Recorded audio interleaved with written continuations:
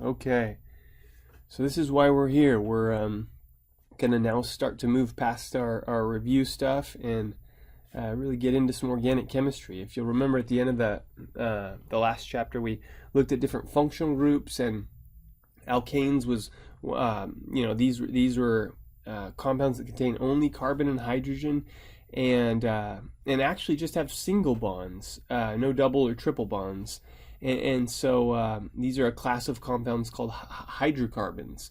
Now there are others. In fact, I think I have. Yeah, this is just a figure from our textbook, and it shows just the schematic here shows that there are several different types of hydrocarbons.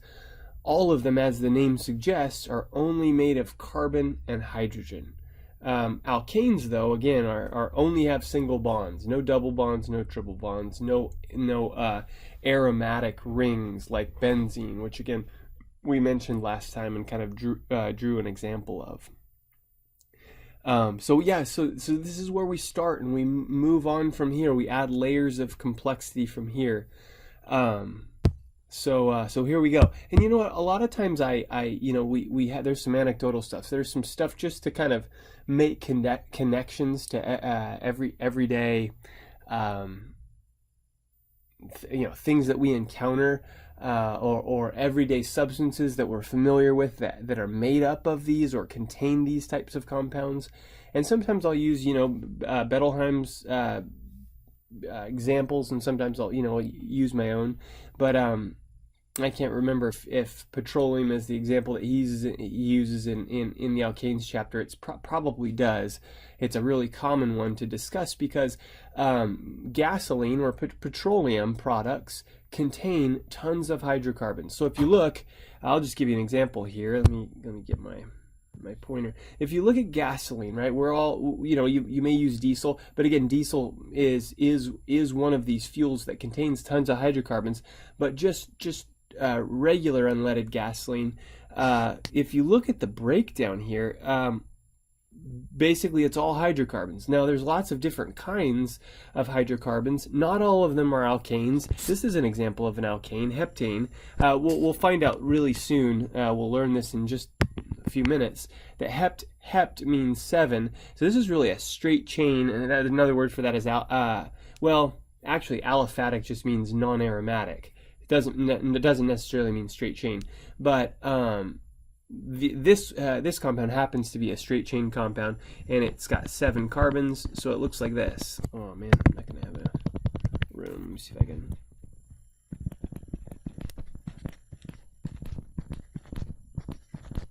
One, two, three, four, five, six, 7, and then of course, excuse me. There are hydrogens at all of these positions. I guess, wow, kind of dug myself a hole here. Gotta finish it now. Started it, so here are all these hydrogens. Before long, and this is going to be so nice, I keep saying this, but again, literally in just a few minutes, we'll have ways of representing that compound with using shorthand structural formulas. So anyway, okay, so one of the cool things, and one of the reasons this is such an interesting topic is because of all of the geopolitical ramifications, right? All of the different things that we read about that are connected to nations acquiring petroleum, using petroleum, trying not to use as much petroleum. Price of petroleum has gone up, it's gone down. The price of a barrel of crude oil is this, right? It's stock market's connected to this, and in some ways, and anyway, just a lot of interesting stuff surrounding it. But I want to focus on where it comes from, and then how it actually is purified. How do we end up with this clear liquid that we put into our gas tanks from all that goopy black stuff, right? Like we call crude oil. And just a few things that may or may not be interesting to you. For decades, our country has received. So if we look here with our laser pointer, we've received a lot of shipments of oil into this area, Prudhoe Bay, and there's this incredible engineering feat that happened again years and years ago, decades ago. And I've had students who've actually had parents that have been up and worked on this project, and unbelievable how this was put together, and like I said, all the engineering feats. But there's this big, and I'll show it to you in a second. I have some pictures. There's this big pipeline that spans the state of Alaska from north to south, and crude oil has been pumped for years through that down into this Gulf. And there was actually an oil spill down here again long time ago, and it was a big deal. But anyway, that let me just show you. And then there's some information here about how much oil is, how many barrels of oil are pumped, and this is incredible here, right? This many barrels per day, 42 gallons per barrel. Pretty interesting stuff. So tons of oil, crude oil, is transported through this pipeline. Here's what it looks like. And again, can you imagine, just with how wild Alaska is, just how much it took to actually put this thing together. Then you get a feeling for how large the diameter, internal diameter of this pipeline is. Just some interesting stuff. And earlier on, it was actually a lot of buildup, because the pipeline after the crude oil continues to run, is the crude oil is warm and it flows constantly. It's less viscous when it's warmer. And so it flows well, and there's not a lot of buildup. But early on there was, until this whole system warmed up and heated up. And so this was a big thing they sent through the pipeline to kind of, it's called the scraper pig, kind of just continue to clean the, it's plastic. It's probably got a metal core, but it just so it didn't etch, scrape the interior, damage the interior of the pipeline. Anyway, yeah, and okay, so that's one way that you've heard of oil being literally piped out of the ground in a liquid form. There's another way it actually is sort of gotten or derived. It actually comes from what we call tar sands, and most of these you might have heard Venezuela is a really oil rich country. This is one of the reasons for that. So that these tar sands a lot of them are in Canada, some of them are in Venezuela, and what happens is they actually are. It's not like you're pulling a liquid out of the ground. You're actually scraping these tar sands. I'm just showing you, kind of moving through and showing you some of these pictures. This was more archaic, but now these big bucket cranes scoop enormous amounts of this stuff into. And it takes quite a bit of it actually to make a crude barrel of oil. I think it's a couple of tons or something. But anyway, these tar sands get dumped, loaded into these trucks, which take them to where this stuff gets processed. And really, if you think about again, hydrocarbons. Remember, hydrocarbons are non-polar. Because they only contain carbon-carbon and carbon-hydrogen, something we got into a little bit last chapter, or when we talked about polarity. And so, if we're thinking about solubility, like dissolves like, this stuff is not very water-soluble, right? Oils are not water-soluble, and that's something we again intuitively probably know. And sorry. Let me go back here. And so basically, what happens is the way you extract this stuff is you add it to hot water and really stir it up really good. And of course, there are big vats that this happens in. And what happens is you basically float out the oil, and you scrape it off the top, and then it gets further processed. So you end up with this sludge, this crude oil. Now, again, how do we go from crude oil to our gasoline? What's really cool, let me see if I have a picture. Oh, no. Let me go back to I think I did, right? I had a picture there at the very beginning. There are a lot of these oil processing plants. And I can think about one in particular that I've driven by in the Bay Area that is just massive. It's an Exxon plant. And these are what we call, let me just show you here, distilling towers. Big distilling columns, what they call perforated plate columns. And what happens is you heat up this crude oil, and as you do, let me go back to that schematic.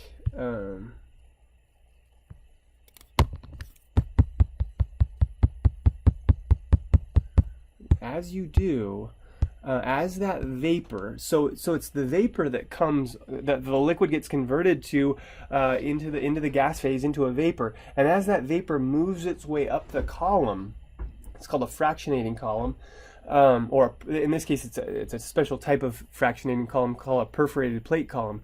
But as the vapor ascends, as it moves up the column, it becomes, there's all these vaporization condensation cycles. So the vapor condenses, then it vaporizes, and then it condenses into a liquid and re-vaporizes. As it moves up, it becomes more pure in the lower boiling components, the components of that mixture.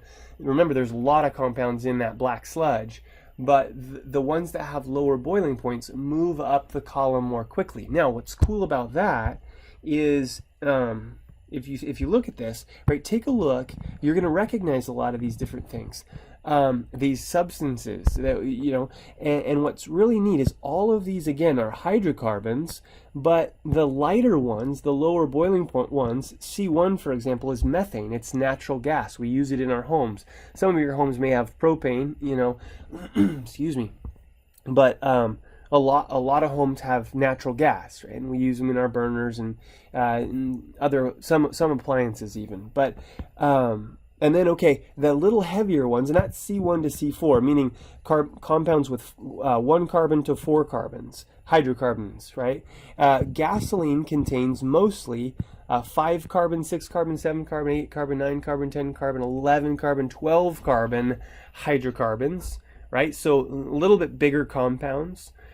Even larger compounds, if we think about intermolecular forces, larger compounds, more dispersion interactions, they would be more viscous, they would be a little heavier, and if we think about some of those more viscous compounds, look down here, right? A lot of our lubricants, or engine oil for example, would have a lot of hydrocarbons in it. Think about it too, if you've ever changed the oil in your car or in your vehicle, or know someone who has, right? These are oily compounds. They're viscous mixtures of compounds, and primarily they are larger hydrocarbons. So a lot of interesting stuff there. We could go on and on, but you know, I think we'll leave it at that. We'll probably talk. In fact, we do an experiment in this class in some semesters where we do a fractional distillation. So anyway, all right. Let's move into some of again the heart of the chapter. Some of the stuff we'll definitely need to latch on to. I don't when we talk about kind of these examples and things like that, I'm not typically expecting you to know all of those things that we just talked about. It's just, again, it gives us context. So, but this stuff definitely. So, again, we've talked about what alkanes are. Now, this is going to be, I keep alluding to this time finally where we arrive at a place where we learn different ways of representing organic compounds, alkanes included. And this becomes so helpful to us because there's some shorthand here. We write structures all semester long, and this shorthand allows us to write them more quickly, more easily.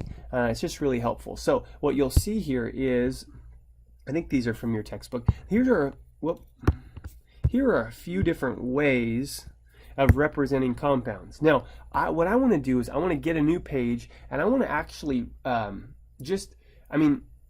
I want to actually describe to you the difference between these, and maybe even add one. There's something called a partially condensed structural formula that we use a lot too, and so I want to add that to this list. We very rarely use the ball and stick model, just because, you know, it's hard to actually it would take a long time to actually draw nice models, and you'd have to, honestly, you'd have to be kind of an artist to be able to do it. These things are typically generated with software, with computer programs.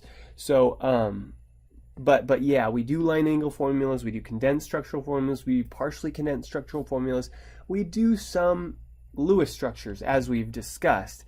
But again, some of these things are way quicker than Lewis structures. Now, we'll get to this. These are just the first. This is just an example. We were talking about alkanes and linear ones at that, ones that aren't branched. So these are what we call the first 10 in the homologous series. We will come back to this in just a minute when we talk about nomenclature. So the prefix is different. You'll notice, though, all of these have ANE as an ending, and that's kind of a nice precursor to our discussion about nomenclature. Alkanes, ANE, have ANE endings. So, but more to come on that here in just a second, okay?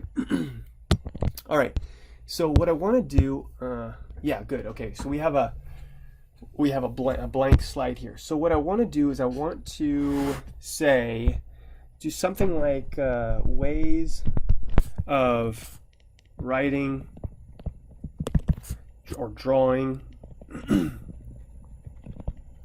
structures, or sometimes we say structural formulas, same thing,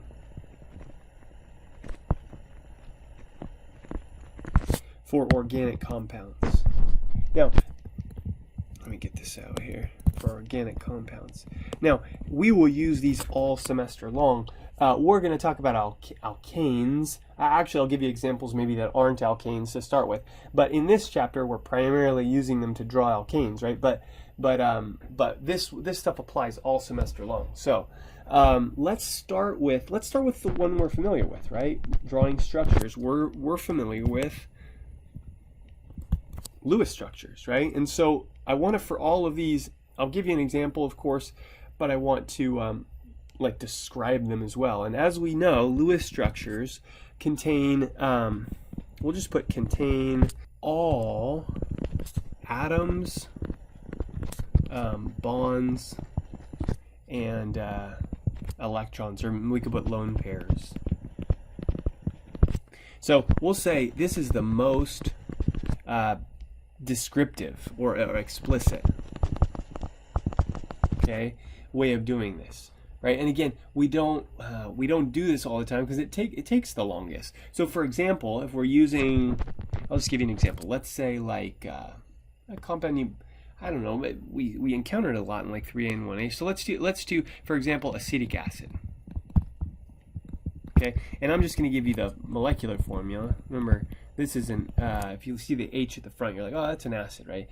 So H2 Now, the Lewis structure, let's see, looks, well, it doesn't really matter. I guess we put them both here. And then there's a C, and then there's 3 H's. Okay, so there's a Lewis structure. Notice, sorry, that's kind of ugly. Notice I've drawn all possible lone pairs. I've drawn all of the atoms. I've drawn all of the bonds, right? And so most explicit. Everything is there, okay? Takes the longest, too. Okay, now, condensed structural formula, okay?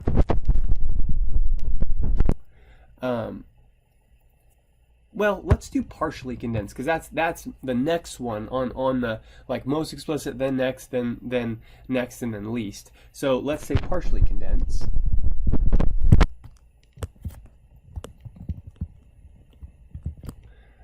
Structural formula. Okay, so let's say generally all atoms, and bonds are shown, except, often because they're so common, except CH bonds. Okay, and I'll write maybe an additional note here. So I'll put something like, don't be surprised. So it goes both ways. If XH bonds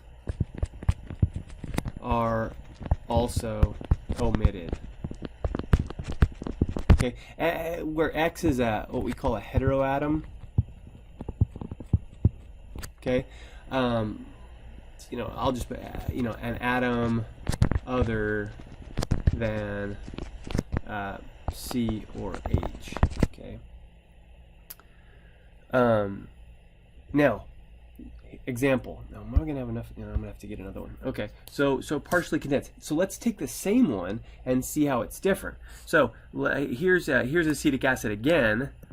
So let's just see how it looks, right? If it's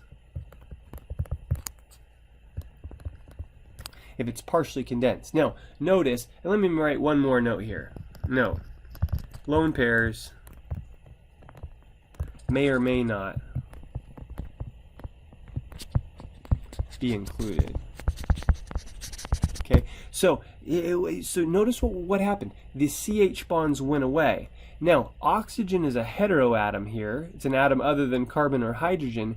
And notice how the OH bond also went away. Now, I'll just put or. It might look. Come on. It might. It might look like this.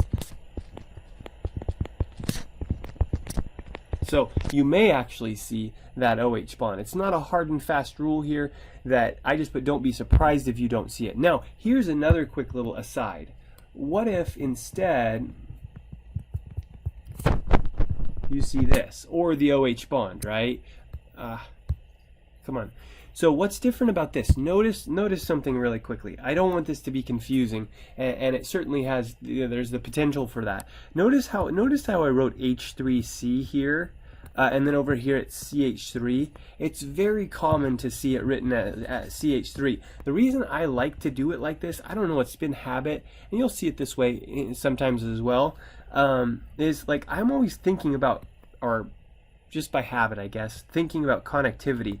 And over here, like, oh, well, is that carbon attached to one of the hydrogens, right? And certainly we know, right, because we know the valence of hydrogen is just one, it can't be. That's why this is acceptable too. It can't be attached to hydrogen. It just can't. Hydrogen can't be a central atom. But sometimes I'll just write it like this, just to remind myself and you guys that it's really the carbon that's attached to this carbon. So, all right, partially condensed structural formula. Okay. Now, let me go back to this. I'm gonna have to. Sorry.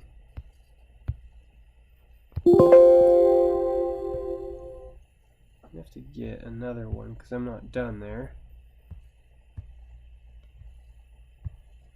Okay. Here. Okay.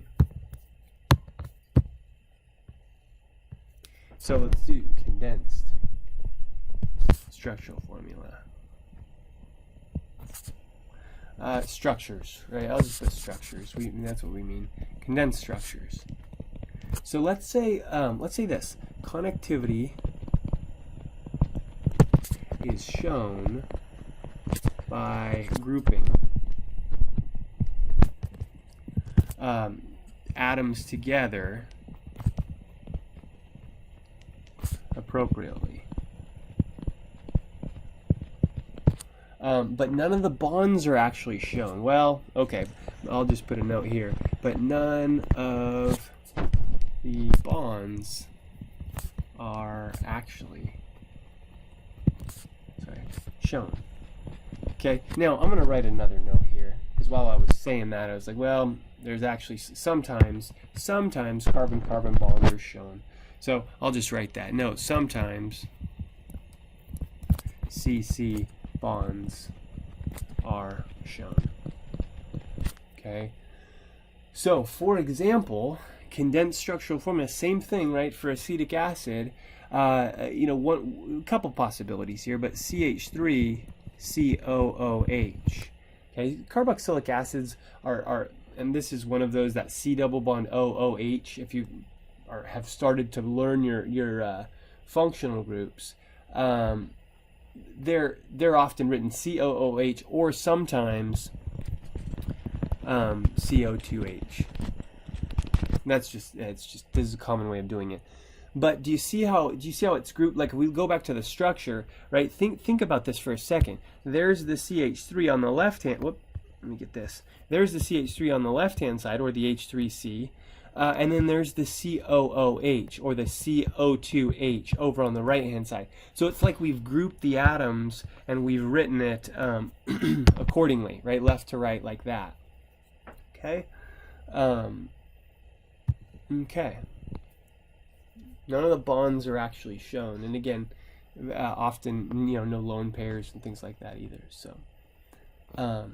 All right, the last one, and this is the one we will use, fair warning here, this is the one we'll use most often because it's the quickest, is this one, bond line. Let me get back to my pen here. Bond line, or sometimes called line angle. I'm trying to remember. I think that figure, I want to go look at this just because I want to refer to it. It's done, these are used interchangeably in different textbooks. And so what I want to do is I want to actually go back and look at what, I think this is a Bettelheim figure, and notice Bettelheim uses line angle. So I'm going to try to remember to use line angle. Bond line means the same thing. So bond line angle structures are the least explicit. Okay, so let's say this. There we go. So let's say vertices and termini. So that's plural for vertex. Termini, plural for terminus, if you've heard that word before, are carbon atoms. So we'll just put our, like, assumed to be carbon atoms. So we don't actually have to write C, okay, when we draw these. And you'll see we write these in a zigzag format so we can see where a vertex is, where the vertices are, and we can see where the line ends, which is called a terminus, or plural termini. Okay, and we'll put also hydrogens. I'll just put a semicolon there. Hydrogens are generally not shown.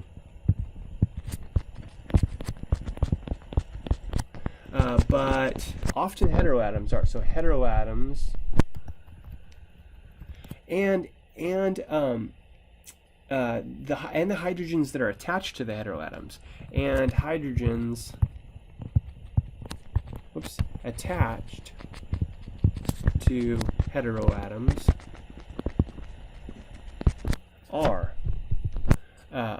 are usually shown. I'll just put are generally shown. Again, sometimes you'll see variants of all of these. Okay, so here's an example. Well, we'll do a lot of examples, but let's stick to acetic acid. Here it is. Okay. Yeah. Okay. So. And I suppose sometimes you'd see a bond between the O and the H, but this is most common. So notice, let me do a quick little aside here. I want to do something similar, and then I'll come back to the acetic acid one. So I want to show you what we'll call, well, let's just it's really just the Lewis structure, or the partially condensed structure for. And I'll do it like this. I'll do it zigzaggy as well. That'll help us. This is butane, and I think we've drawn butane once or twice by now. Sometimes called N-butane. That N means it's the straight chain form. Okay. Now okay, so this is like the Lewis structure, or the partially condensed structure. Okay, they're the same in this case because there's no lone pairs. But this is the bond line, or the line angle formula. So this would be line angle for butane. Now, notice, let me get my pointer.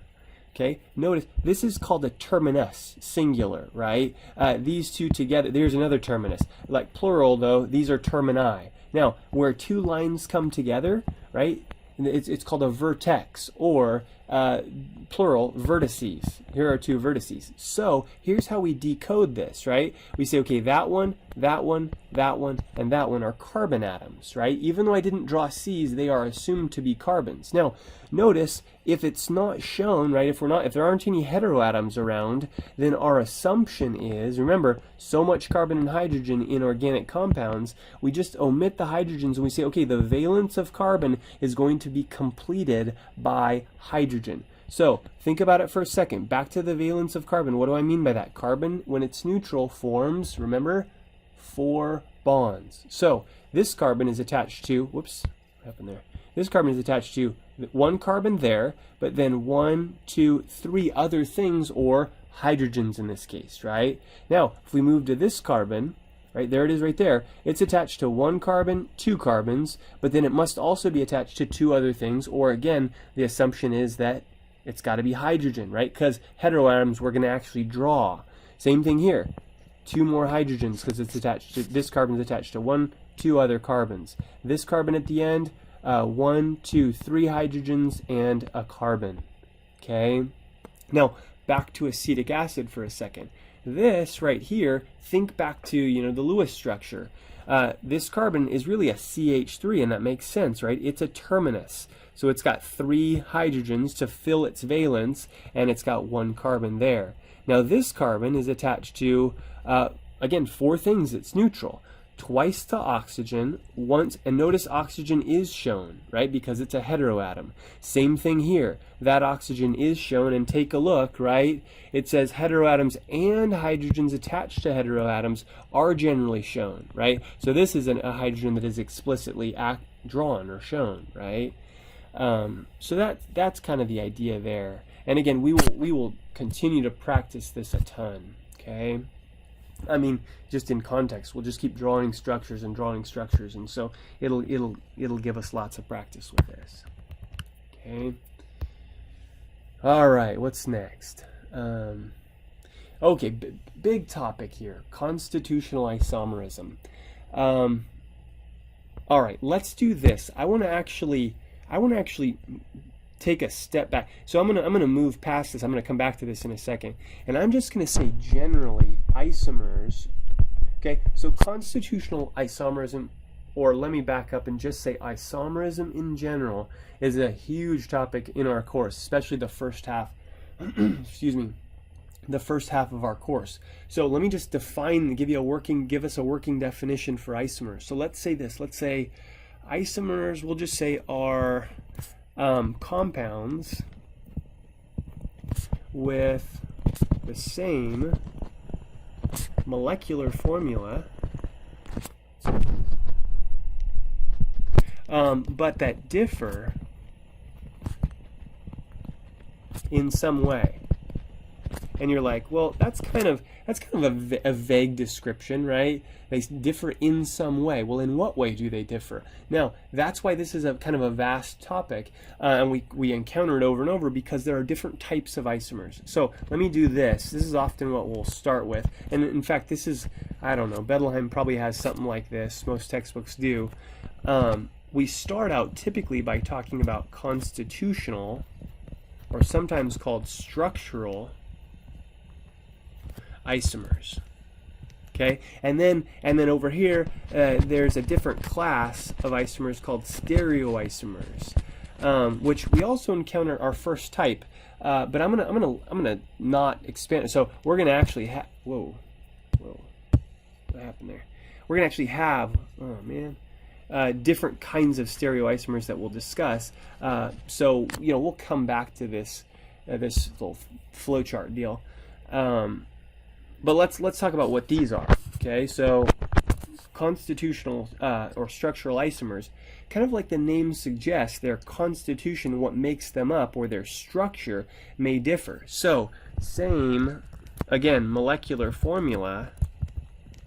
That's kind of redundant because I said all isomers have this, but a different structural arrangement of atoms.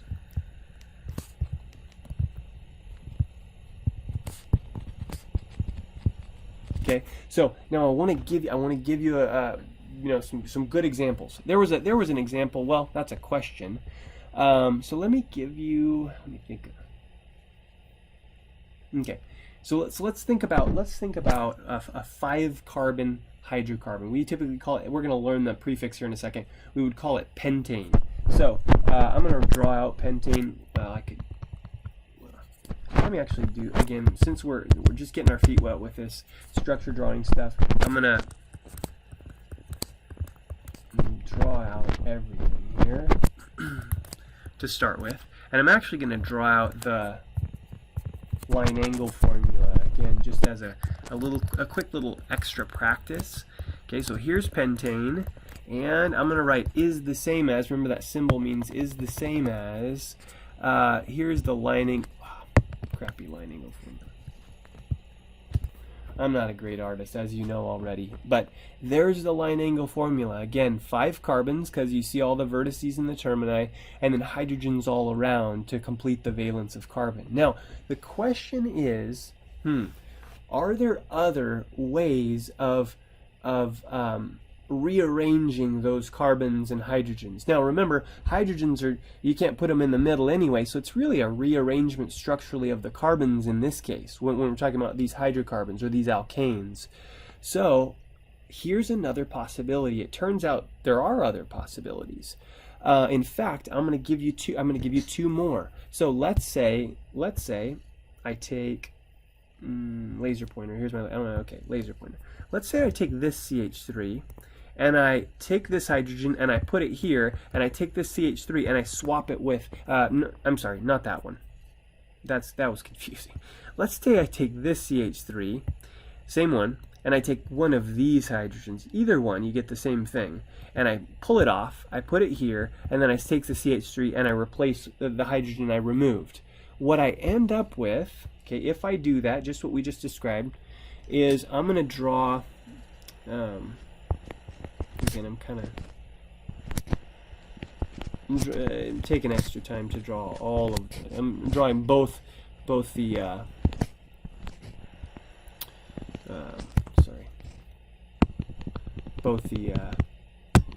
Lewis structure partially condensed. What is happening?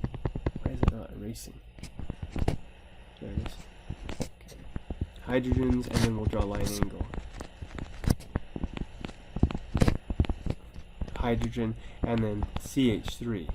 Okay, we swapped the hydrogen and the CH3, right? So what this looks like, if I were to draw this in a line angle fashion, it would look like that. So I'll draw that here. These are the same. Okay, or I should say, no, not the one on the. I mean, these are the same, right? I've said this is the same. This is the same as this. This is just the line angle formula for this. But do you notice how these carbons and hydrogens are structurally, the arrangement of the atoms is fundamentally different than this one? So the idea is, now if you count up all the carbons and hydrogens, right, and this is important for us to do, let's get a different color, we end up with C5H12. Count them all up, right? C5H12. Well, what about over here? C5H12. Okay, so again, fundamentally, same molecular formula, right? Same molar mass, right? Even, but different structural arrangement of atoms. Now, this will lead us down another path later on where we'll talk about the fact that, wow, it's true that constitutional isomers actually have different physical properties as well. So the boiling points of these compounds are different, for example. Their melting points, their densities are different, and other properties as well. Now, it turns out with pentane, a 5-carbon alkane, there is a third one, okay? Let me draw it for you. And you may be thinking, okay, this is probably something. I'm going to go back to the laser pointer here, and I'm just gonna. I know I'm gonna carve out. I'll carve out a little room up here in a second. You may be thinking, wait a minute. But what if I would have put that CH3 here, or what if I would have put that CH3 here instead? And let's pretend we did that, right? Let's say we. And I'm going to go back. Not pretend. Let's actually do that. I know I don't have a ton of extra room here. Let me just like carve out a little extra room here. What if I instead, like I said, we did this CH3, but that same CH3 I had placed right here there it is again. Actually, let me draw out all the hydrogens. Instead, okay? So these would have been 2 hydrogens, and then these would have been 3 hydrogens, okay? So let me draw them all out. And you're like, well, wouldn't that be an option? And the answer is absolutely it would be an option. But take a look at this. It's sometimes even easier to see with line angle, I think. The line angle formula for this looks like this, okay? And so you're like, ooh, okay, I see. If you take this line angle formula, take a look at it with the laser pointer. If you take this, what if you just flip it over? It becomes this exactly. So if that's ever the case, and a lot of this is trial and error, right? And you can arrange them different ways, and you're like, well, what if I did that? And you can't quite visualize it sometimes, so you just draw it out, and you're like, oh, I see. These are exactly the same. They are not structural isomers, so I'll actually write that. They are the same.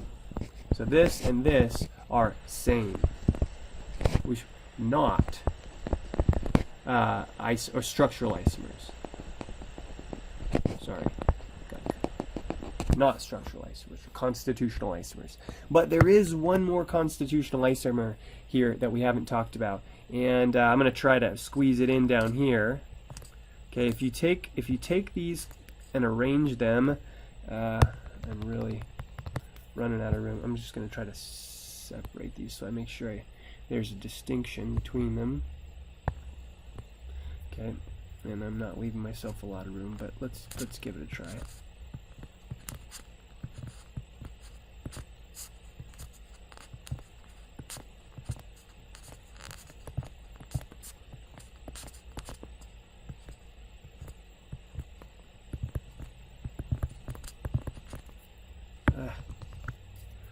Sorry, I'll put that back there in a second.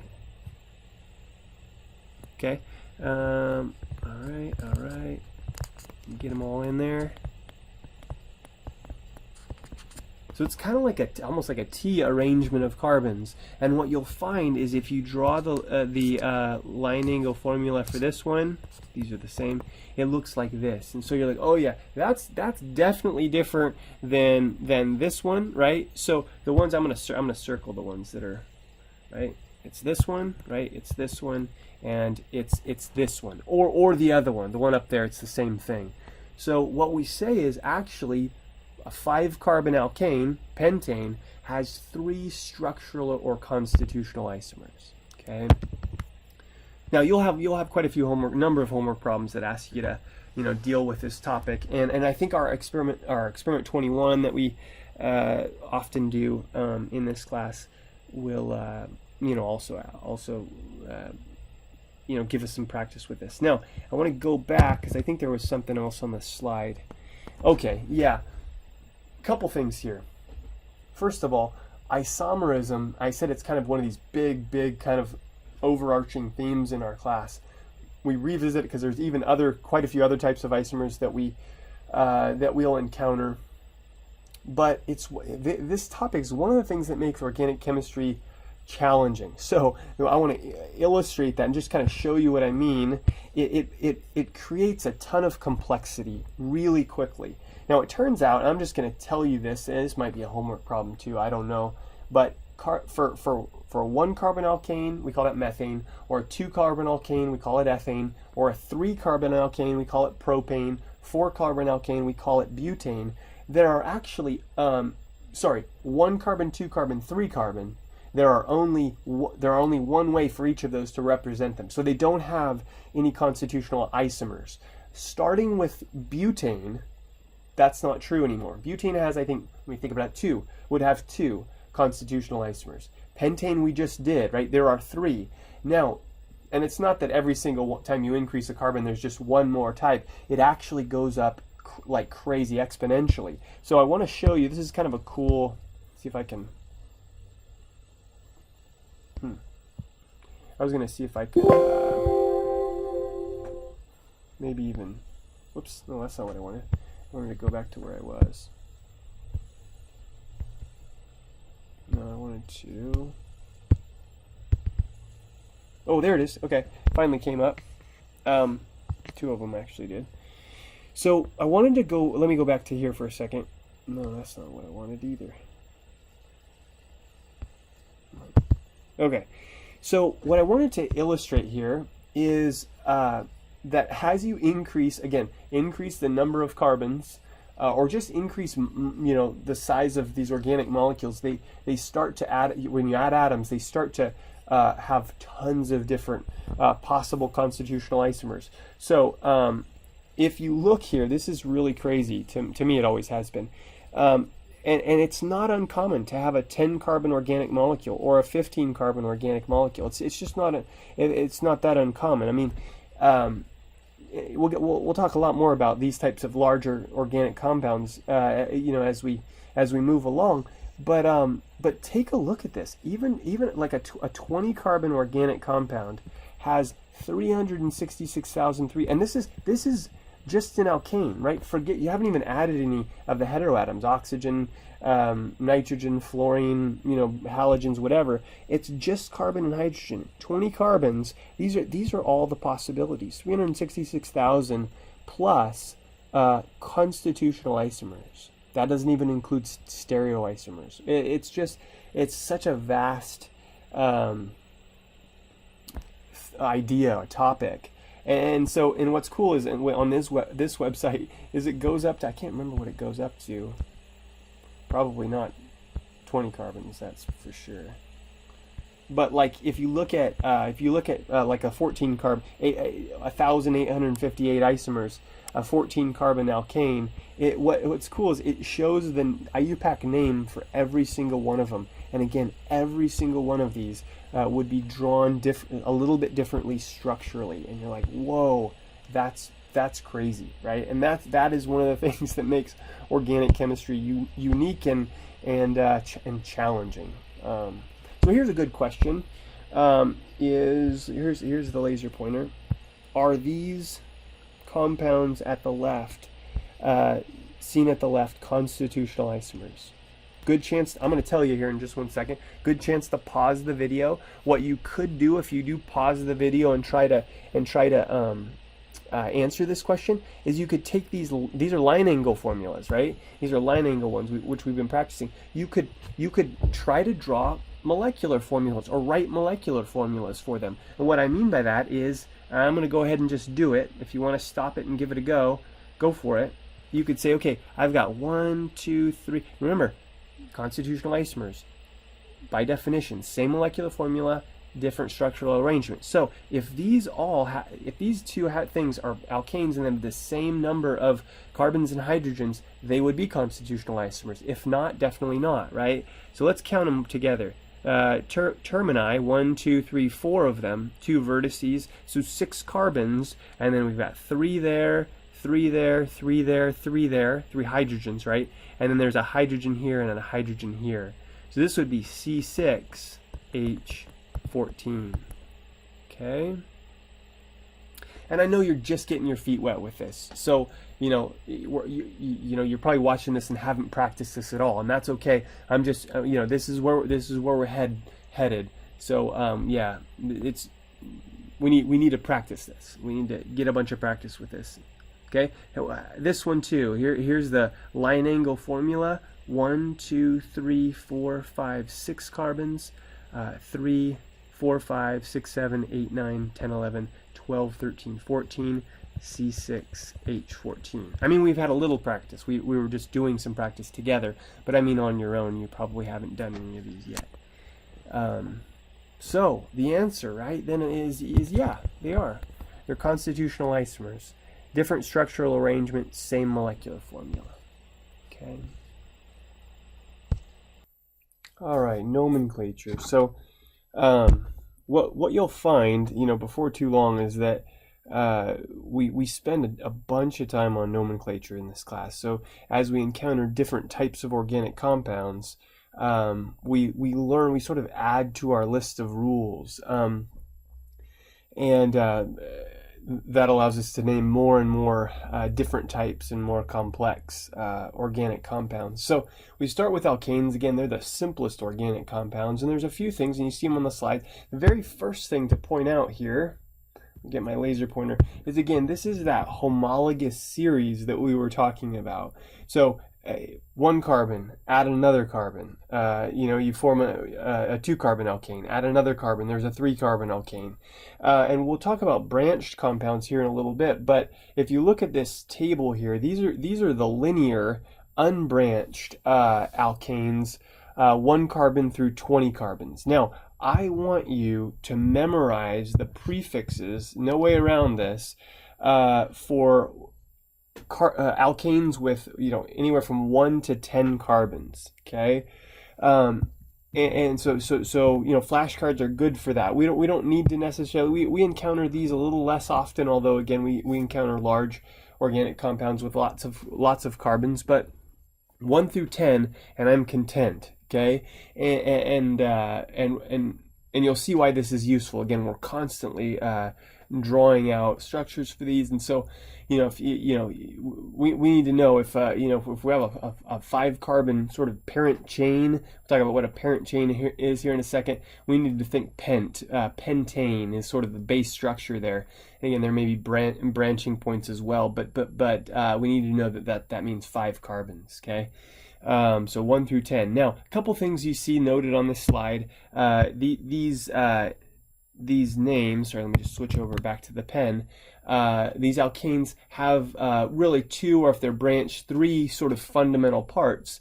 The prefix indicates how many carbons there are. The suffix ane tells us we're talking about, again, a hydrocarbon, and in particular what we call a saturated hydrocarbon. Unsaturated hydrocarbons, and this is, I guess, the first time we've encountered that verbiage. Unsaturated means there are double or triple bonds present. Remember, for alkanes, we only have single bonds, and the carbon chain, where that comes from, it means it's saturated with hydrogen. The moment we start removing hydrogens, if we remove, for example, hydrogens from adjacent carbons, we could put a double bond there, right? And then the carbon becomes unsaturated. We call that a unit of unsaturation, that double bond. So saturated hydrocarbons, we mean alkanes, or again, hydrocarbons with no double or triple bonds. Okay.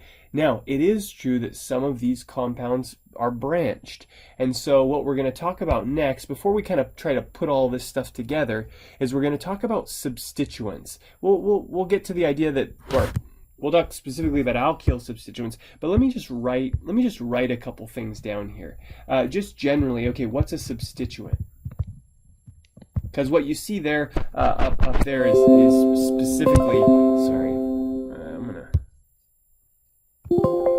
turn off my volume there, just so that we don't sometimes I forget that, and then we have these annoying noises here.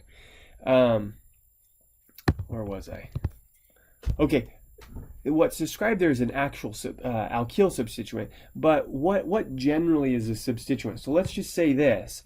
Its substituent is, back to black here, an atom. Come on. Atom, or a group of atoms, that are really just attached to an organic compound.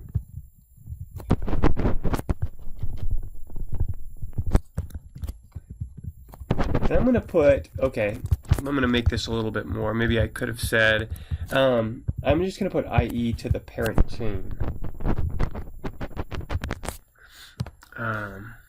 Parent compound or parent chain. Now, the parent chain, and you're gonna hear me say this a lot as we start to learn how to derive names for these, or figure out names for these organic compounds. The parent chain is really the longest continuous. Maybe we'll just write that, longest continuous chain of carbon atoms. Okay, that's the parent. Now, sometimes if there are cyclical regions in a molecule, the parent is the cyclical portion often, but and not always. But we'll get to that here in just a little bit. But for now, to start with, parent means longest continuous chain of carbon atoms. And so if you have we'll come back. I want to come back to this table here. I actually want you to know. be able to write out those substituents. Again, good stuff for flashcards. But I want to move over here, and I would just want to say, okay, let's say we have, and again, we're drawing compounds that we've kind of seen before, but they're good places to start. So, and we won't always do this. I'm kind of we're starting slow here. We're in the sense that before long we're just going to be doing mostly line angle, but I'm kind of doing them both for now. And actually, I want to do this. Let's say I erase one of those hydrogens and I put a CH3, or I'll just draw the whole thing out. Okay. Now, again, if we want to draw the line angle formula for that, again, this is how many carbons were there? Yeah. Okay. So 1, 2, 3, 4, 5. Notice again, if you have a handle on line angle, notice how quickly that goes, right? And how nice it is that we can actually represent that in a shorthand way. But here's what I want to do, okay, with this compound. I want to show you, and I'm going to circle this with, in red. I'm going to circle the longest continuous chain of carbon atoms. It's a little easier to do it over here, okay? I guess we can do it over here too, right? The longest continuous chain of carbon atoms is this. Okay, so we call that the parent, or the parent chain. Okay. Now, if there is an atom or a group of atoms that are branched off of that parent, we call then that atom or group of atoms, in this case it's a group of atoms, connected by one atom, but we call that, and there it is right there, a substituent. Whoops. Okay. We call that a substituent. Now, in this case, it's called a methyl substituent, and we'll get to that here in a second. But yes, we're referring to it as a substituent. Now, I want to see if I have enough room. Maybe I don't. I probably need to go get a blank slide here, just in case I don't. So let me copy, paste one here. Oops. Just in case I need it. But the other thing I'm going to do is I'm going to copy and paste this just so I don't have to keep referring to it over and over. So I'm going to put it right here. Okay, the reason I'm doing this is I want you to be able to, and I'm just going to, they're all here, so in theory I wouldn't have to, in sort of a condensed structural formula for each of these substituents, but I want to go through each of them with you, and I want to maybe, I want to maybe draw the line angle formulas for these substituents. The reason I drew those squiggly lines is we're acting like this is like this methyl group right here. If I'm getting my laser pointer out, right, this is a CH3, and the reason I say methyl, let me back up just 1 second. Back up 1 second here. Okay. Notice first of all, I'll back up even more. That methyl substituent, it was a CH3. It was made from one carbon, okay?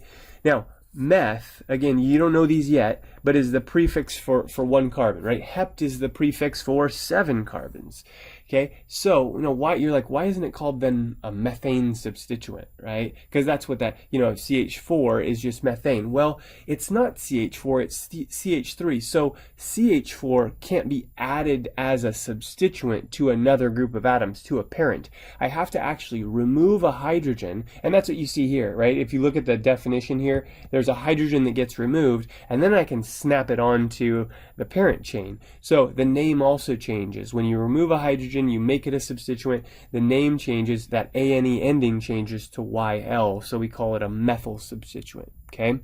Now, the reason I drew all those squiggly lines back to this figure, back to the pen also, is just so we remember, this is actually coming off of this, like this methyl, it's coming off of the parent. Same thing with all of these substituents. So if we're reproducing these, and I'll do it in black here, I'm going to say methyl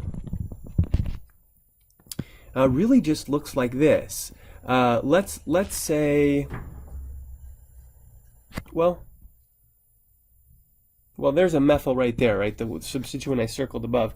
Yeah, let me just do kind of what I did there, just a squiggly line. But then that's a methyl. That's the methyl right there. It's just really a line that ends, right? And that terminus means that there's a carbon, and of course attached to the carbon, are 3 hydrogens, as we've discussed before. Okay, so ethyl, right under it, would be, let's say that's the parent, and the squiggly line, again, nothing distinct there. The ethyl group is this right here. Okay, that's then what's referred to as, again, these are the line angle representations, or bond line, remember, same thing. Whereas over here in the table you see condensed structural formula representations. The reason I want to do this is just because again we're getting our bearings with this line angle stuff, and we do it so much. Okay, there's propyl, again, 1 carbon, 2 carbons, 3 carbons. That's the propyl. Sorry, not propyl substituent. Now, isopropyl, I always think iso because we encounter iso, iso substituents, isopropyl, isobutyl, isopentyl, lots of times. It's not uncommon at all. So isopropyl. I always think iso to me, like I would think about a fishtail. It kind of looks like this. It's just a different arrangement. So notice how regular old propyl, let me circle this first. Regular old propyl, get my laser pointer. Prop means 3, that YL indicates it's a substituent, but take a look, 1 carbon, 2 carbons, 3 carbons, that's propyl. Look at this one though, also 1 carbon, 2 carbon, 3 carbons, but notice it's just that those 3 carbons are kind of structurally arranged differently. So if you want to think about these as constitutional or structural isomers, the actual substituents, that's kind of a good way to think of them. Okay. Now I don't. It looks like I don't have enough room there. So let me just continue, and I'm not going to copy and paste the figure. I'll just do them for you on the next page. We'll just continue. So we'll just say butyl. So same thing. Butyl is, but means 4. So this one's just 1, 2, 3. Let's see, 1, 2, 3, 4. There it is right there. Okay, 1 carbon, 2 carbons, 3 carbons, 4 carbons. Okay, sorry, that's not as like distinct as I wanted it to be. There, that's better. So that's butyl, again, line angle representation. Then we have isobutyl. So again, that iso, you're thinking, okay, well, he just said there's a fishtail somehow.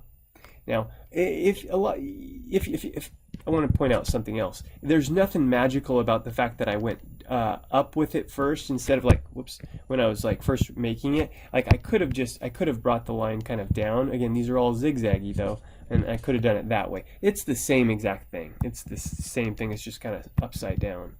So 1, 2, 3, 4 carbons in both, but you got that fishtail, so that's the sort of the isobutyl arrangement. Okay. Now we also have a couple more. Sec-butyl. Sec means secondary in this case. I'm just going to see if they hyphenated it. Yeah, that's what I thought. And a lot of times the sec and tert and some of these other prefixes that we'll encounter them later also, they're italicized, but you know, we don't need to italicize them. Okay. Now, same thing, there's another way of arranging the 4 carbons that make up this substituent, excuse me, rather than the regular straight chain version or the iso version. So here's another way. So this is sec-butyl. That's the other way. And again, I could have drawn that line down. Same thing. Could have drawn it like that. Okay. And, I also could have done it like this. Okay. Nothing wrong with that. It doesn't really matter.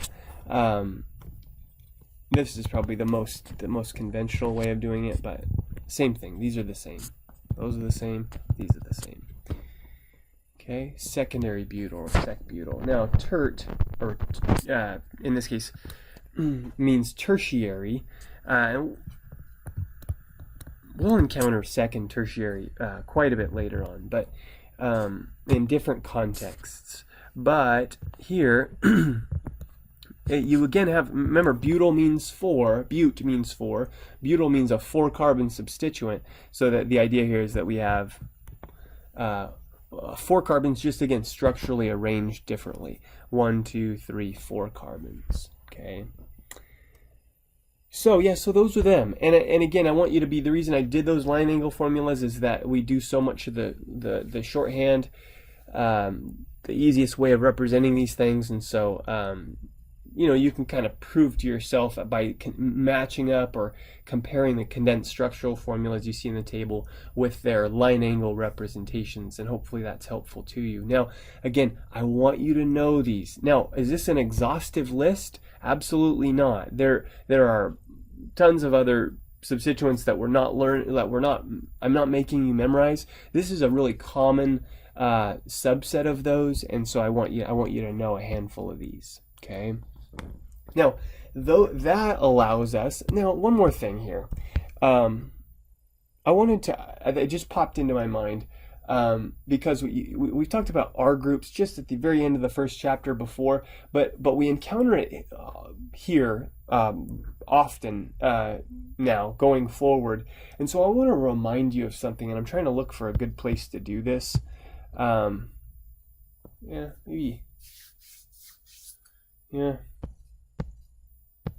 maybe here's okay. So I'm just going to put R is often used to represent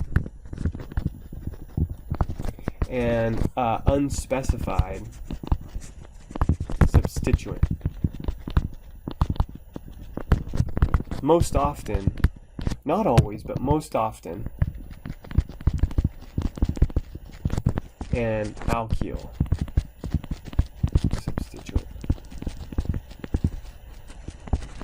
Okay, so if you, for example, see a compound that looks like this, and you just see an R, that just means that could be a number of different things.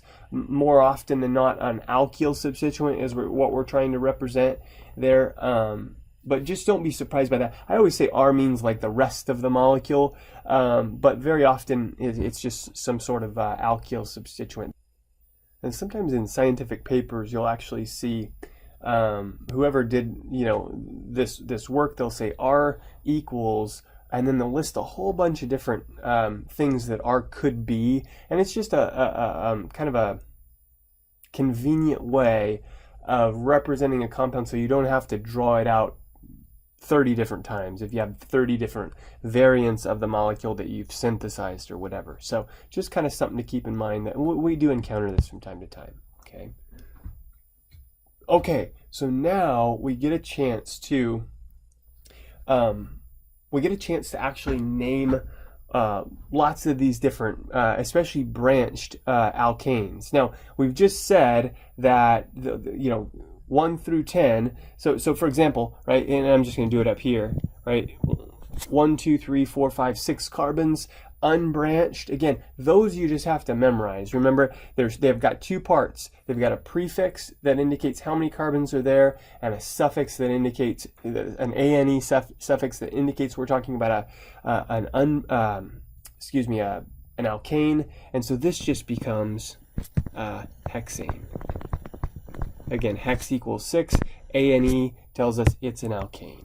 Okay, so those we just, like we said earlier, we just need to know. We just need to memorize the prefixes, and then we know all the straight chain ones 1 through 10.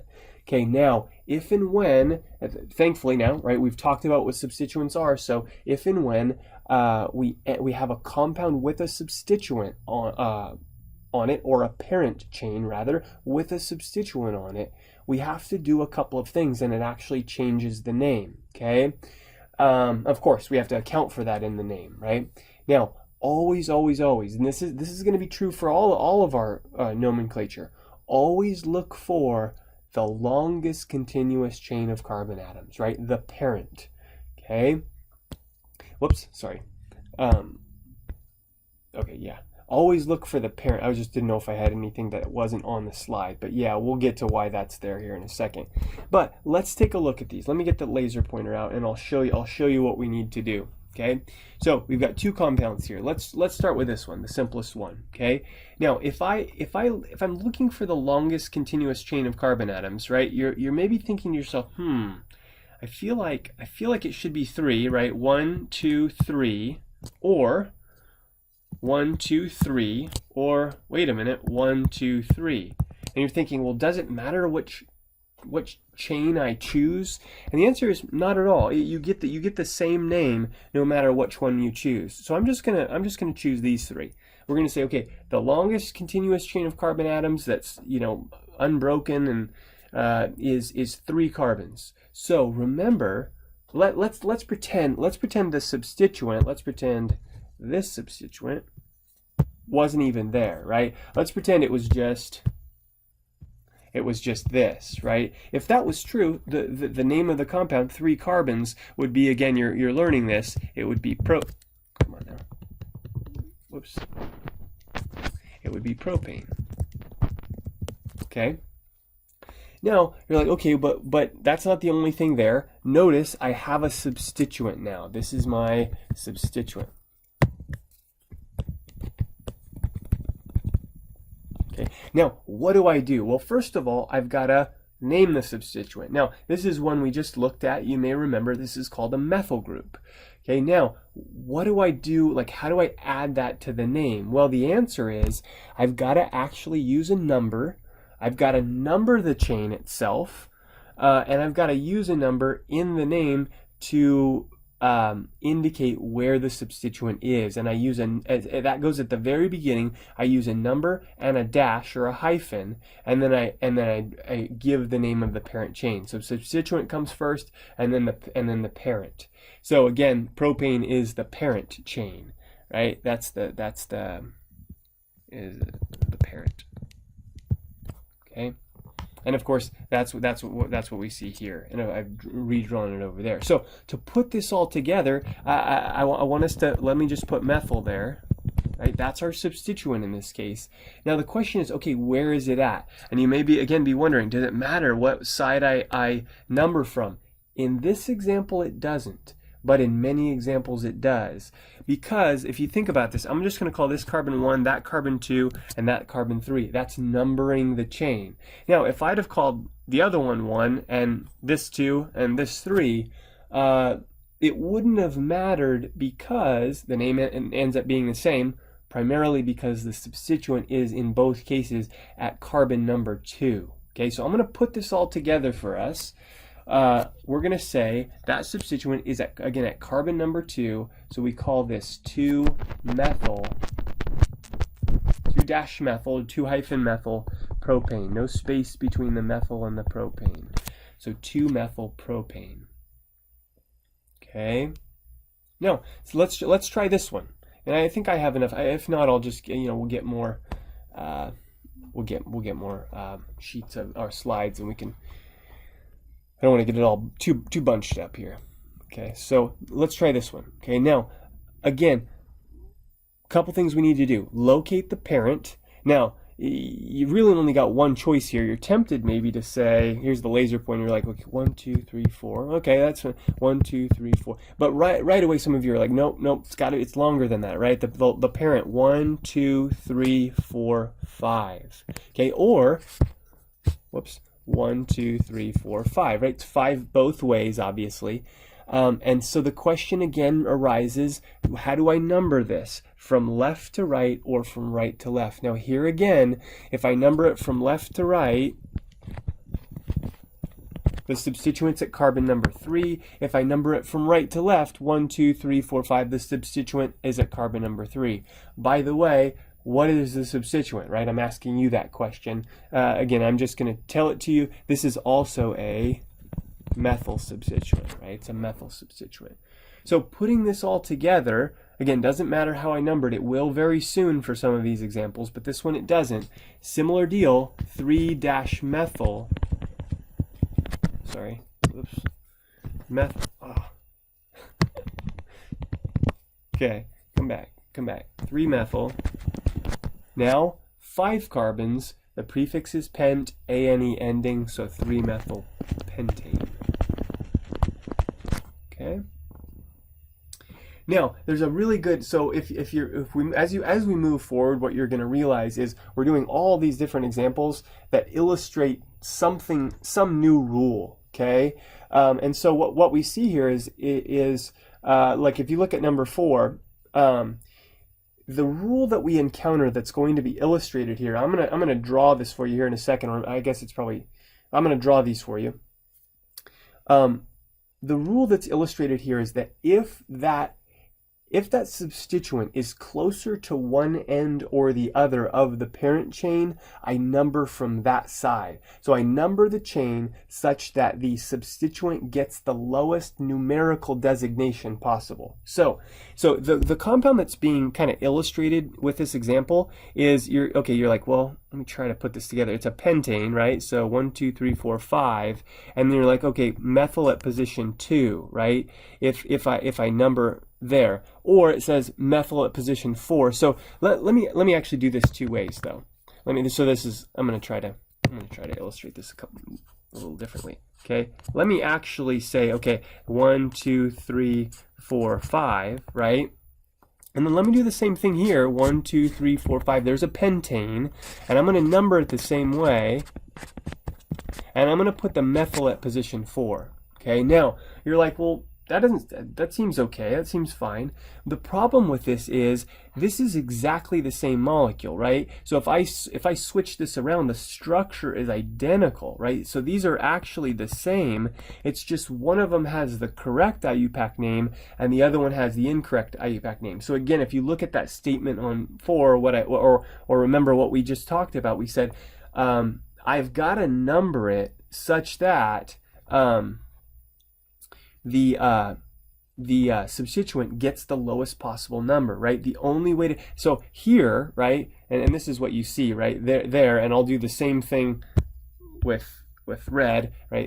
This is incorrect, right, because it's been numbered improperly, right? If I really want to number this one correctly, right, I gotta actually go and number it from the other side, right? I gotta go 1, 2, 3, 4, 5, right? And then again, it looks exactly the same as what you have over here, even the numbering. Now the structure did before, but now even the numbering looks the same.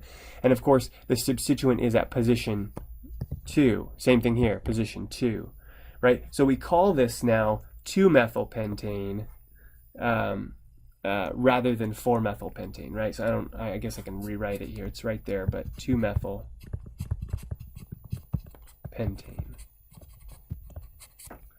Okay, and let me just, I'm just going to actually erase all of this. I didn't want that. That was just kind of like, the process of determining, what the incorrect. I didn't want to that to be confusing how I drew it incorrectly. So, so anyway, this is what we end up with: a substituent at position 2. Okay. Okay, now here's another example. Again, in the heading there, that number 5 there, let's say you've got a substituent. It's the same one. These are methyl groups actually on this one, but you have it appear more than once in the molecule. And by the way, you can actually have 2 of the same substituents on the same carbon, or they can be on different carbons, like in this example. But a couple things we encounter. Okay. Number 1, I gotta know how to number the chain. That's important, right? And that helps us get, as we've seen, write the correct name. But I also need to remember that even if the substituents are the same, I've got to use multiple numbers, meaning a number for each substituent, even if they're on the same carbon. I've got to use a number for each substituent. Maybe I'll give you an extra example here to show you that. And I use prefixes, the Greek ones you're familiar with from our Chem 3A or 1A nomenclature, our inorganic nomenclature, di, tri, tetra, you see them there, to make this all work. I'll help you put it together here in a second. Okay, so same thing. Let's again, good chance to pause the video if you want. See if you can locate the parent chain. Okay, I'm gonna do it right now. So pause it if you want to. longest continuous chain of carbon atoms. There it is. Now, the branching points are here and here, so my substituents are here and here. And again, we're seeing a lot of methyl so far, but there'll be others. We'll have some that have these other ones that we've been looking at as well. So these happen to both be methyl groups, the substituents. And I want to ask you, again, same deal. How do I number that parent? Do I number it from left to right or from right to left? The answer, again, according to that last illustration we did, it's got to be from right to left. So again, even if there's multiple, I number the parent such that I encounter a substituent. In this case, there are multiple, but a substituent at the lowest possible number. Okay? So I'm going to number it this way rather than the other way. Okay? Right to left, not left to right in this case. Because I encounter one at 2. If I numbered from left to right, I would encounter the first one at 3. Again, we want to give them the lowest possible number. Okay. Now, how do I put this whole thing together? Now, there are 2 methyl substituents, so I use the prefix di to indicate that there are 2 of them, but again, I've got to say where they are. So when I put this whole thing together, this becomes that substituents are at positions 2 and 4, so this becomes 2, and I actually separate the numbers with a comma. Then I go back to my dash, and then instead of 2,4-methyl, there are 2 of them, so I put 2,4-dimethyl. And then 6 carbons, hexane. Okay. Now I said that it's possible that you may have let's do something like this. Instead, let's just pretend there are 2 methyls attached to the same carbon. And again, the parent looks similar. 1, 2, 3, 4, 5, 6. 1, 2, 3, 4, 5, 6. Yeah. There it is. Okay, there's my parent. Notice, again, 2 methyls attached this time to the same carbon. You may be thinking, well, gosh, since they're on the same carbon, I can just put maybe... And here's another good opportunity, right, for you to number the chain. But I'm going to number it, again, right to left, because if I numbered it left to right, I would encounter the first substituent at carbon 4. But if I do it right to left, I can encounter it earlier, right, lower number, at 3.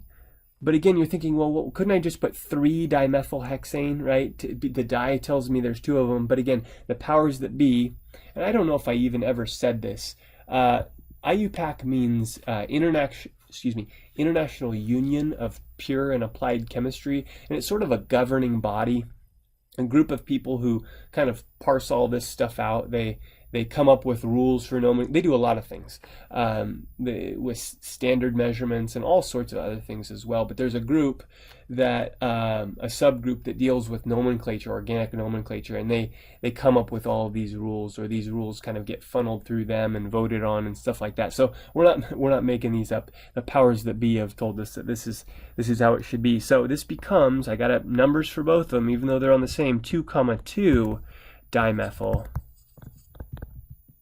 Hexane. 2,2-dimethylhexane. Sorry, it's kind of ugly there. All right. Okay, another example that we're trying to use to illustrate something, and that something is, let's say we've got a parent chain, we've got multiple substituents, but they're different. They're not the same like they were in the last example. So we're not going to use one of those di, tri, tetra Greek prefixes. We're going to actually list them separately. So a couple things to keep in mind, and I'm going to do just what I did before. Again, if you want to pause, go for it and give this one a try. I'm just going to circle the parent. Now I will say this. There's something to kind of look for here. Well, you may have, as I did that, you may have been thinking to yourself, well, what if I would have circled this instead? This and over to here, right? Would that have been okay? Because you're like, well, that's also, if you look at what I've circled, that's 7 carbon. It's a heptane. But if I would have circled this one, that's also 7. And you can prove this to yourself. That would be perfectly okay, and you would actually come up with the exact same name. So feel free to do that. Back to the pen, let me just circle the substituents that are now different from one another. The one on the left, you'll remember, again, if you're working on these, ethyl, the one on the right, is methyl. Okay, so they are different. Now, if you've read through these rules, what the rules indicate is that these things, we use the alphabet in a couple of different ways here. The first letter of the substituent, E-ethyl versus M-methyl, right? E-ethyl has a lower or appears earlier in the alphabet, lower alphabetical order. I use that both in the numbering scheme and in the actual name. And what I mean by that is, if you look, okay, and this is something that's again very unique about this example, why it was chosen. If you look at the ethyl and then you look at the methyl, they both appear the same distance from one of the ends. So again, back to the pointer. Sorry, I keep going bouncing back and forth. But if we're numbering this way, right, 1, 2, 3, I encounter a substituent at position number 3, right, and then 4, 5, 6, 7. Now, if I go from the other direction, 1, 2, 3, I encounter a substituent there. And so, in some sense, you're like, well, wait, I thought I was gonna. I want a number such that I encounter a substituent at the earliest possible position. Position, right? Carbon number, earliest possible position.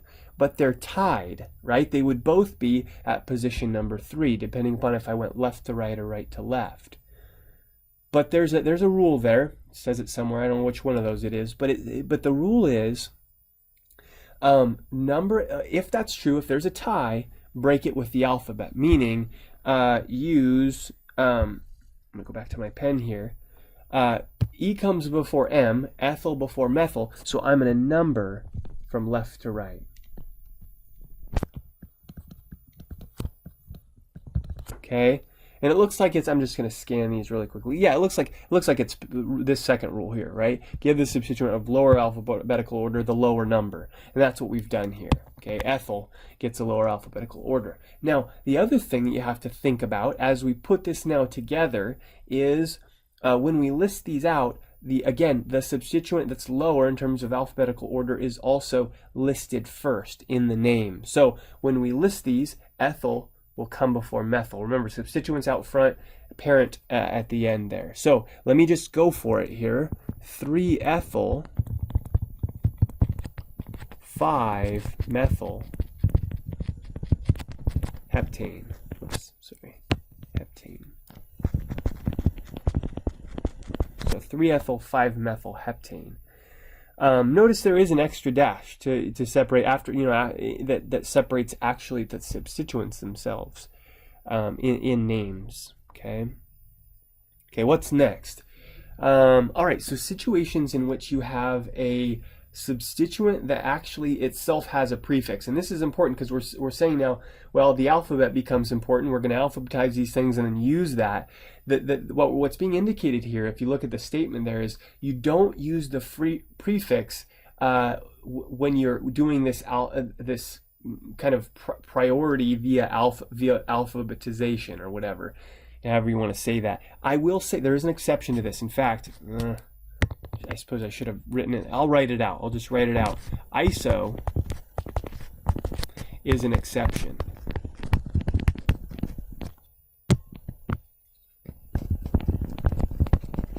Meaning it is used when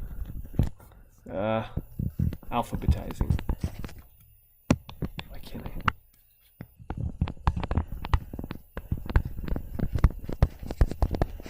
So yeah, definitely one you want to keep in mind. And again, that's annoying, right? It's another thing to remember. ISO is an exception. It is used when we alphabetize. So let's take a look at this one. I'm going to try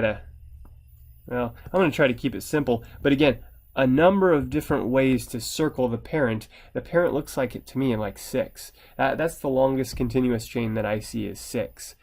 Now there are other ways to circle 6 though, right? And again, it would not matter. You would come up with the exact same thing. So let's pretend, follow my pointer here. We could have gone like this even. 1, 2, 3, 4, 5, 6. And we have to decide which side we're going to go from here in a second. We'll do that.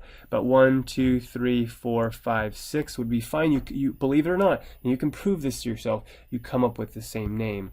But I'm just trying to, again, I don't know. It just seems like the simplest one maybe.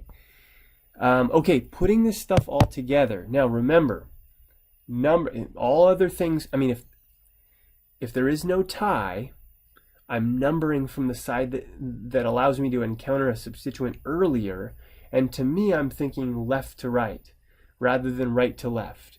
If I number from left to right, I'm gonna go ahead and do it, and then okay. I encounter a substituent at position 2. In fact, there are 2 of them. Okay, we need to account for that.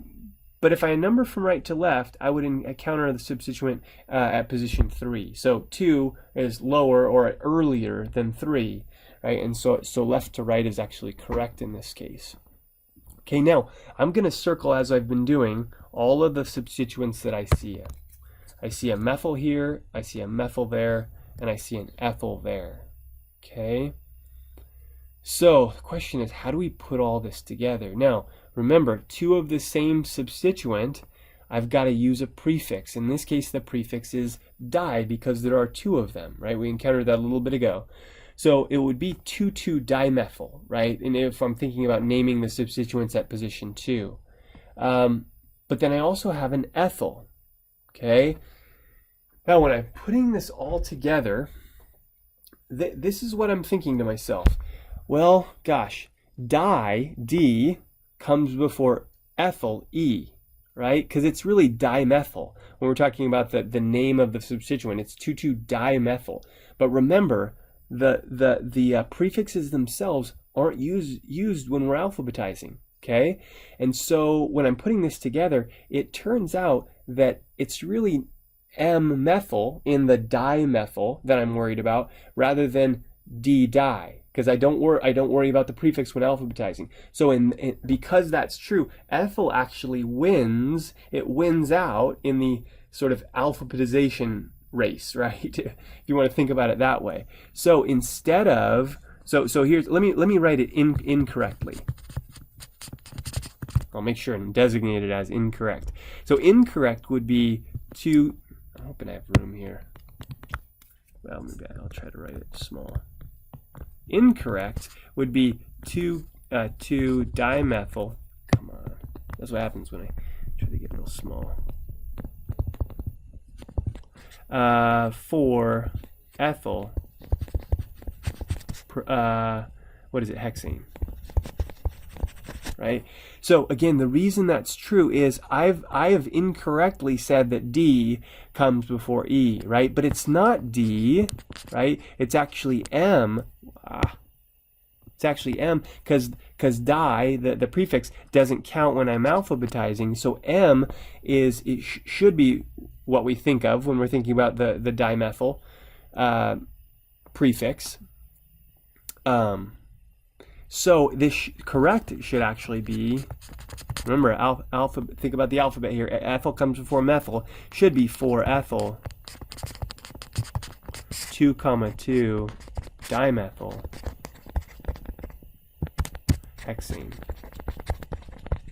Now remember, ISO is an exception to that. So ISO is counted when we're alphabetizing. So this is the correct name here. Oh man.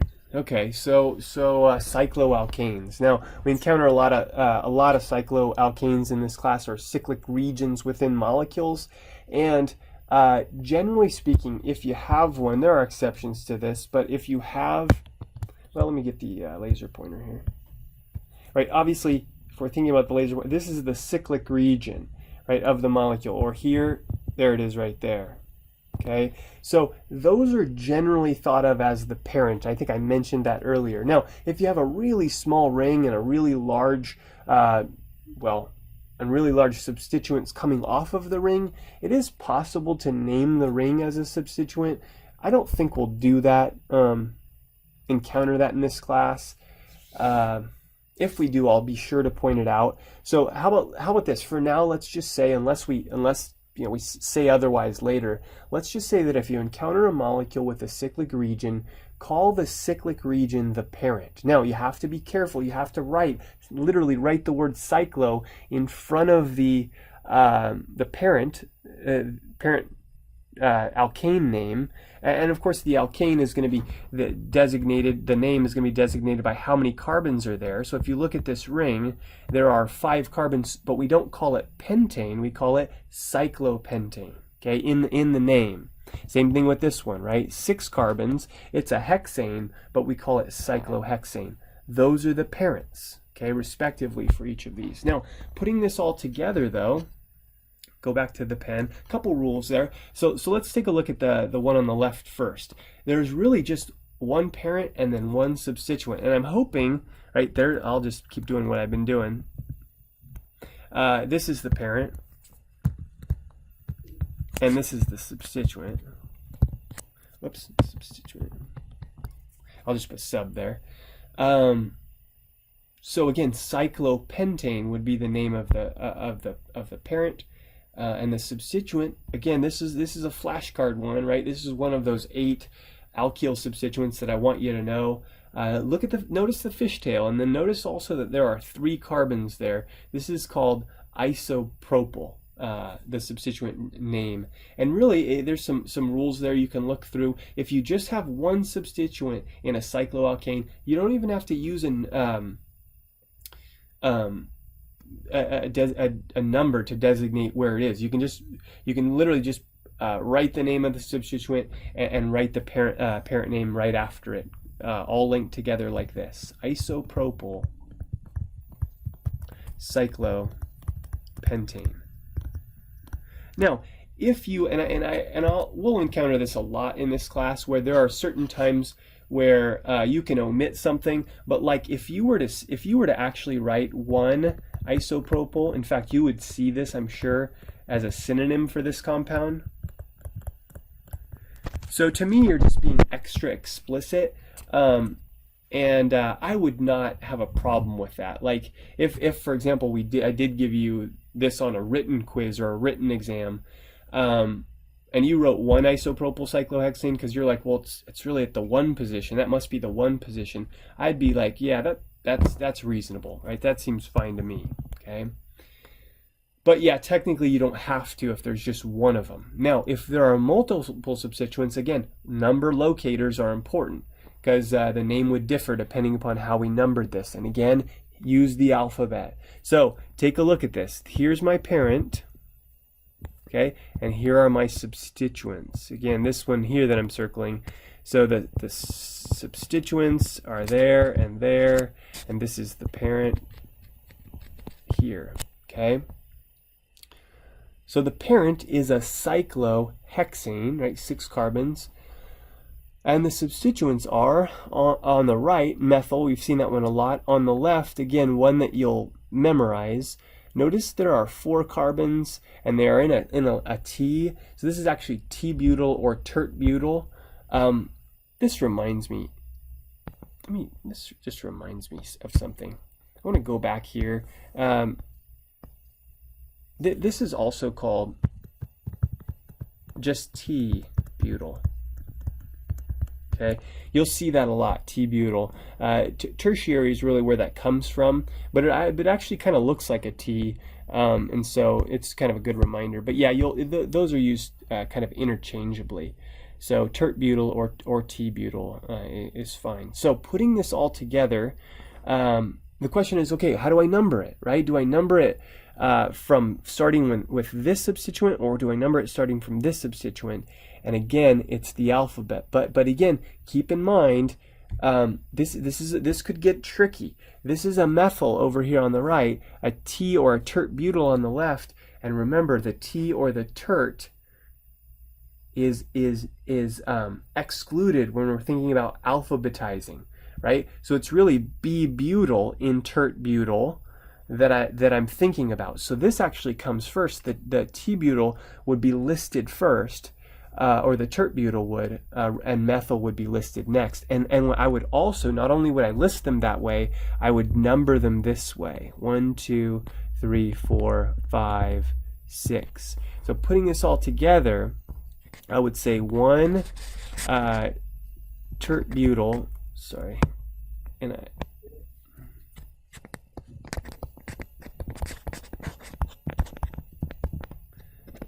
4 methyl cyclohexane, or 1-T-butyl 4-methyl. Sorry, this is getting all. I think that'll be okay. 1-T-butyl 4-methyl cyclohexane. Okay, either one of those would work. Because again, it's B-butyl that comes before M-methyl, both when we're numbering the parent and also when we're writing the name. Let's see. Seems okay. Yeah. Actually, I think this is a nice breaking point for this chapter.